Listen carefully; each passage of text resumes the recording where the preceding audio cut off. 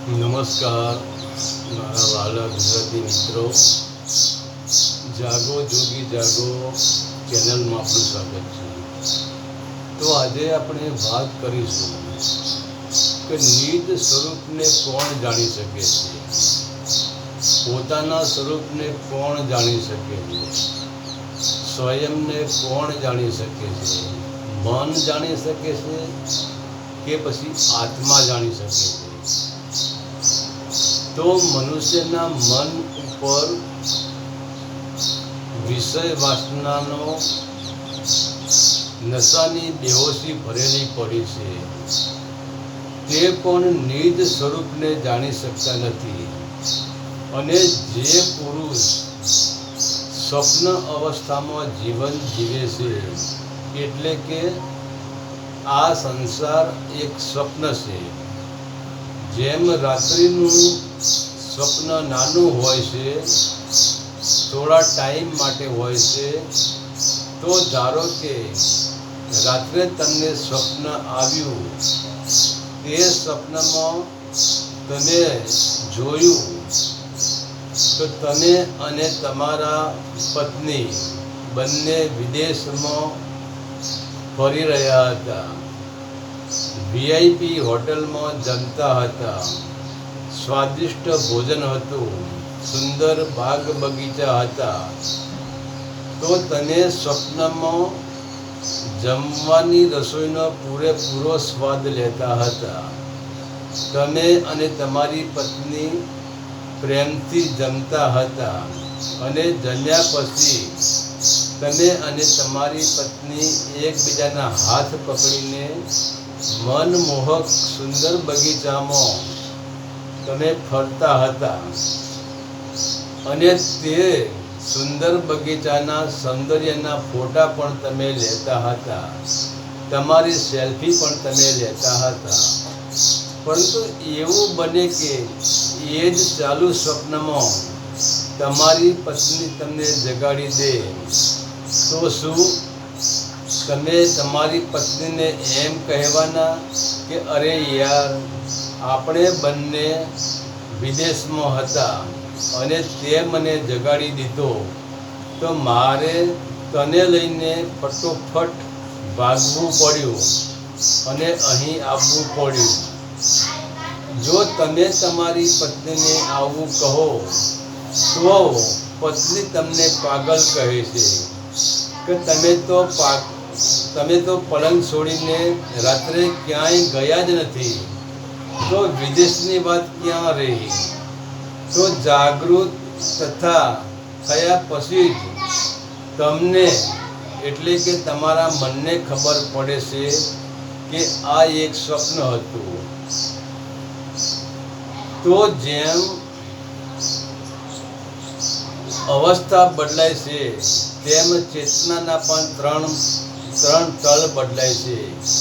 કેમ કે મન સ્વપ્ન અવસ્થામાં સ્વપ્ન તો જુએ છે, પરંતુ સ્વપ્નનો આનંદ, સ્વપ્નનો સ્વાદ, સ્વપ્નની મજા મન ચેતના વગર લઈ શકતું નથી. તો સવારે તમે જાગો એટલે ચેતના પણ જાગૃત અવસ્થામાં આવી જાય છે, મન પણ જાગૃત થઈ જાય છે.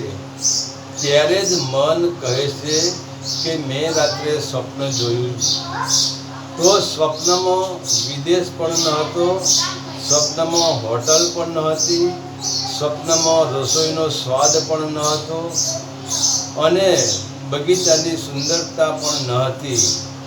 તો જાગૃત અવસ્થામાં ખબર પડે છે કે સ્વપ્ન હતું.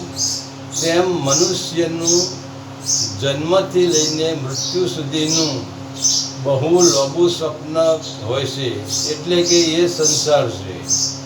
અને બેહોશીમાં અને સ્વપ્ન અવસ્થામાં કે જેમ રાત્રિના સ્વપ્નને સાચું માની લે છે, એવી જ રીતે વિષય વાસનાના નશાની બેહોશીમાં આ સંસાર રૂપી સ્વપ્નને પણ સાચું માની લે છે. એનું કારણ એ જ છે કે જેમ નાટક કંપનીમાં એક પુરુષ સ્ત્રીનું પાત્ર ભજવે છે, એટલે તે પુરુષ સોળે શણગાર સજે છે, સ્ત્રીના કપડાં પહેરે છે, તો શું ખરેખર તે પુરુષ સ્ત્રી છે? તો ના, તે પુરુષ સ્ત્રી નથી.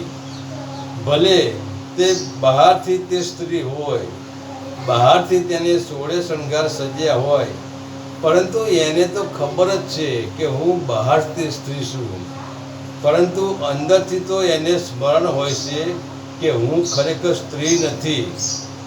એવી જ રીતે આપણે પોતે જ આત્મા છીએ, આપણે પોતે જ પુરુષ છીએ. આપણા સિવાય આ જગતમાં કોઈ પણ પુરુષ જ નથી.